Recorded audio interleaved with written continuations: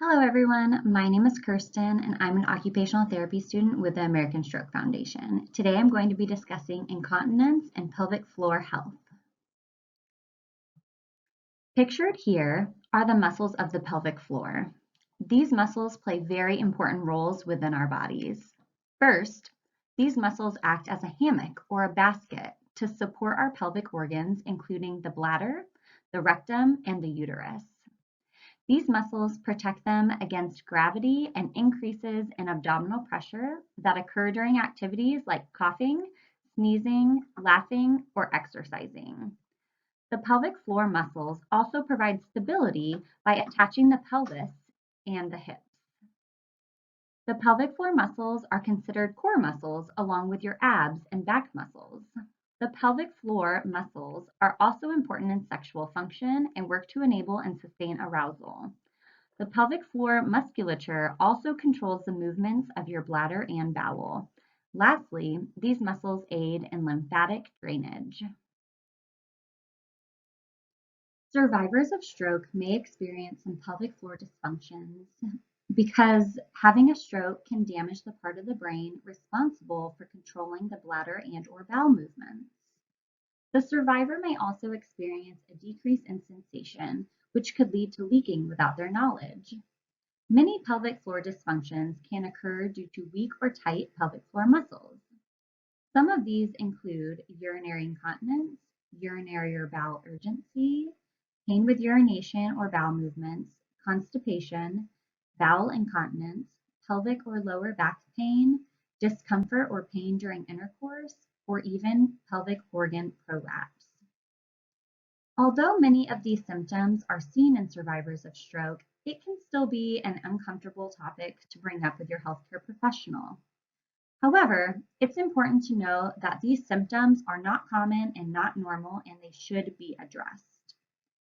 Specifically, urinary incontinence or the leaking of urine is the most common symptom following a stroke, with about 15% of survivors experiencing urinary incontinence 1 year following their stroke. Many pelvic floor dysfunctions, including urinary or bowel incontinence, can affect your ability to participate in your everyday activities. Some of your routines and habits may be disrupted by frequently needing to go to the bathroom. You may not feel comfortable going out in the community as much, especially if you don't know where the bathrooms are or feel comfortable leaking urine in public. This may also make someone with incontinence or other pelvic floor dysfunctions withdraw from their family, friends, or even their community. Your productivity throughout the day may also be affected by your concern over leaking urine or other bodily functions, or the constant need to use the bathroom. These changes can lead not only to withdrawal, but also an increase in anxiety and depression. If you experience any of the pelvic floor dysfunctions mentioned in this video, then you should seek medical assistance. This conversation is an important one to have with your healthcare provider, but some doctors and even therapists don't have the knowledge or skills to help with pelvic floor dysfunctions. So you will likely need to speak to them about seeing a specialist that works within the field of pelvic floor therapy. Many healthcare professionals can assist with pelvic floor dysfunctions, including pelvic floor therapists, which are typically either physical or occupational therapists, urogynecologist, or even urologist. Thankfully, there are many resources and therapy sites available within the Kansas City metro area. Some of these include the Perfect Pelvis, located in Lee Summit, Empower Your Pelvis, also located in Lee Summit, North Kansas City Hospital in North Kansas City, Urogynecology of Kansas City in Overland Park, and Rehab for Her, also located in Overland Park. There are many therapy and treatment options available to assist a survivor of stroke with pelvic floor dysfunctions. These options include things like biofeedback, which uses a sensor to measure muscle tension and strength. This can provide you with feedback about your pelvic floor muscles. You can also perform strengthening exercises, which should be done to strengthen the core, lower body, and muscles of the pelvic floor. It's also important to learn stretching exercises for these same muscles. Learning how to relax your pelvic floor muscles can help decrease pain and incontinence. Scar tissue release can be performed to help lengthen tissues of the pelvic floor using a more hands-on approach, and this can work to reduce pain and tightness. Education is always an important aspect of treatment and will include information about diet, exercise, and the impact that your stroke may have on your pelvic floor functions. Other medical treatment options that are normally done with or by your doctor rather than a pelvic floor therapist is the use of medication to control bladder and bowel function, surgery, catheter usage, and distribution of incontinence pads. There are some things that you can do at home to help with urinary incontinence and other pelvic floor dysfunctions, such as getting moving by walking, moving from sitting to standing, or using a stationary bike. Just by moving, you are allowing things to get flowing and moving within your body. This can greatly help with constipation.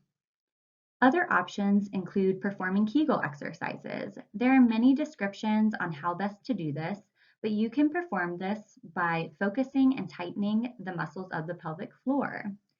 This is often easiest to do while lying down on your back, and it may be helpful to imagine you're sitting on a marble and you want to use your pelvic floor muscles to lift or suck up the marble. You then want to hold the contraction or the pretend marble for about 3 seconds at a time and then release and repeat. These Kegel exercises can also be used to perform the neck maneuver, which is when you contract your pelvic floor muscles or perform a Kegel exercise during times when you would be more likely to leak urine, such as when sneezing, coughing, laughing, or exercising. Other than these exercises, you can also work on changing your diet to encompass foods high in fiber and foods and drinks that don't irritate your bladder, such as alcohol or coffee. You can also monitor your food and drink intake to know when you may need to go to the bathroom and to avoid drinking fluids before bed to avoid waking up in the middle of the night. It may also be helpful to talk to your doctor if your current medications are causing urinary incontinence and see if they have a solution. Ensuring that you have easy access to a bathroom can also be helpful and decrease your anxiety or stress in different toileting situations. Some strengthening exercises that you can perform at home include glute bridges and the clamshell. To perform a glute bridge, begin by lying on your back with your feet flat on the floor and knees bent. You'll then use your legs to raise your bottom off the floor. Hold in this position for a second and then slowly lower and repeat. This can and maybe should be performed in bed with a caregiver standing nearby for assistance and for safety.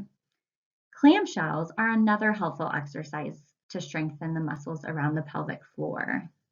Begin this exercise by laying on your side with your knees bent in a 90-degree angle, one on top of the other. While keeping your feet together, raise your upper knee as high as you can without shifting your hips, then pause, and then lower the leg and repeat. I have included pictures and diagrams of these two exercises that are shown here. Thank you for watching my presentation about urinary incontinence and pelvic floor health. I sure hope that you learned something, and will speak to your doctor if you are concerned about your pelvic floor health. These are some of the resources that I used to complete this presentation. Thank you.